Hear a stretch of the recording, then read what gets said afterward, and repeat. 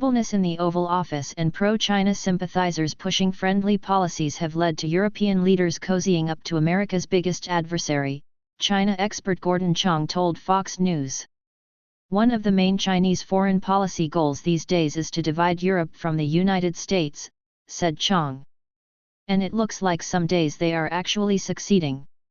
French President Emmanuel Macron appeared to distance himself from U.S. interests after spending 3 days meeting with Chinese President Xi Jinping in Beijing last week.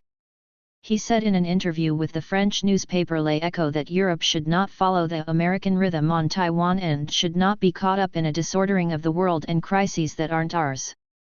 Chang said Macron's unjustified comments undermine the U.S., but fortunately, European leaders and others severely criticized Macron for these comments, which certainly weakened Europe's security. If Macron doesn't want to support the US and Taiwan, then the obvious question is, should the US be supporting Europe and Ukraine? The US has committed more than $200 billion in aid to Ukraine since Russia's invasion in 2022, far exceeding that of other NATO countries. The US is also the largest contributor to NATO's military spending, while other European allies fail to meet the treaty's 2% defense spending obligation. Until they're willing to pay for their defense, they are dependent on the U.S., Chang said. Emmanuel Macron can say what he wants, but Europe needs Washington. While Europe still depends on the US, Chang said Macron's friendly meeting with America's greatest adversary is a symptom of the feebleness in the Oval Office. We are seeing comments that we did not hear during the Trump administration, Chang told Fox News. European leaders didn't like Trump, but they respected him and they respected the United States.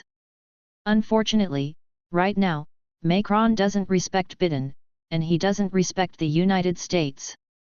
Last week, China began combat readiness patrols and sent fighter jets and warships toward Taiwan following a meeting between House Speaker Kevin McCarthy and Taiwanese President Tsai Ing-wen.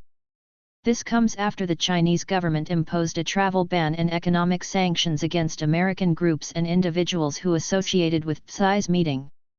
Despite criticism about turning a blind eye to Chinese aggression, the Biden administration has in the past described China as the most serious long-term challenge to the international order. China is the only country with both the intent to reshape the international order and, increasingly, the economic, diplomatic, military and technological power to do it, U.S. Secretary of State Antony Blinken said on Capitol Hill in May.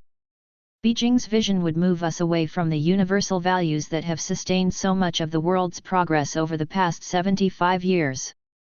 Chang, however, blamed Chinese Communist Party sympathizers within the U.S. government and corporations for implementing weak policies that allow China to act on its global ambition and challenge America on the world stage.